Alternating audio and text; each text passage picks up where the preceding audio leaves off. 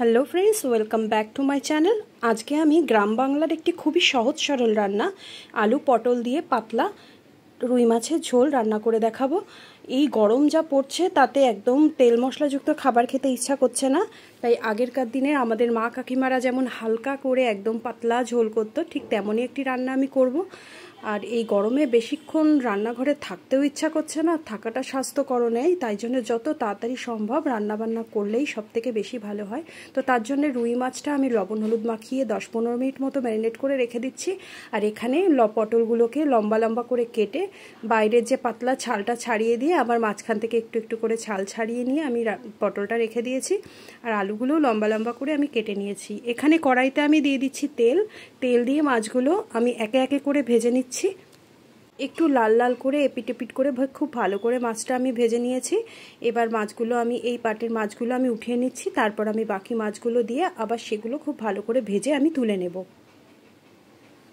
এবার আমি কড়াইতে সেই মাছ ভাজা তেলের মধ্যেই আমি দিয়ে দিলাম জিরে সম্বরা, আর তার সঙ্গে আমি এবার পটলগুলোকে ভেজে নিচ্ছি।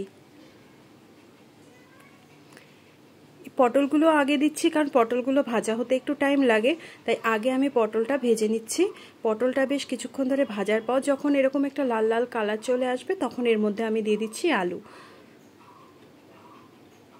আলুগুলো আমি বেশ পাতলা পাতলা করে কেটেছি, এই জন্য এটা সেদ্ধ হতে বা ভাজা হতে বেশি টাইম লাগবে না।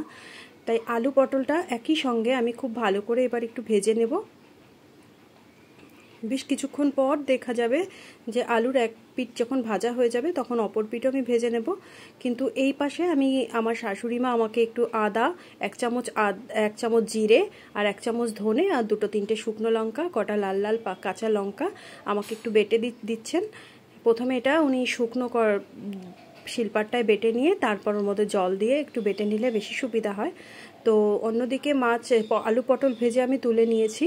এবার এর মধ্যে আমি দিয়ে দিলাম অল্প জিরে, আর তার সঙ্গে আমি দিয়ে দিলাম যে বেটে রাখা যে মশলাটা, সেই মশলাটা। এবার মশলাটা খুব ভালো করে আমি তেলের সঙ্গে কষিয়ে নেব। এর মধ্যে আজকে আর কোনো রকমের পেঁয়াজ রসুন কিছুই পড়বে না, এটা একদমই পাতলা একটা আগেরকারের দিনের রান্না। এভাবে একটু সময় নিয়ে বেশ কিছুক্ষণ কষতে কষতে দেখা যাবে যে এই তেলটা একদম রিলিজ করে গেছে, তার মানে মশলাটা একদম কষে গেছে। এবার এই পর্যায়ে আমি দিয়ে দিচ্ছি এখানে জলটা আপনারা যেমন ঝোল পাতলা রাখবেন সেই অনুযায়ী দেবেন। আমি এখানে 2 বাটি মতো জল দিয়ে দিয়েছি। এবার সেই জলটা হালকা ফুটে উঠলে আমি এর মধ্যে দিয়ে দিচ্ছি ভেজে রাখা পটল আর আলুটা। এবার ঝোলের সাথে আলু পটলটা হালকা একটু এপিট ওপিট করে মিশিয়ে নিয়ে এবার এটাকে ঢেকে রেখে কিছুক্ষণ ধরে আমি রান্না করব।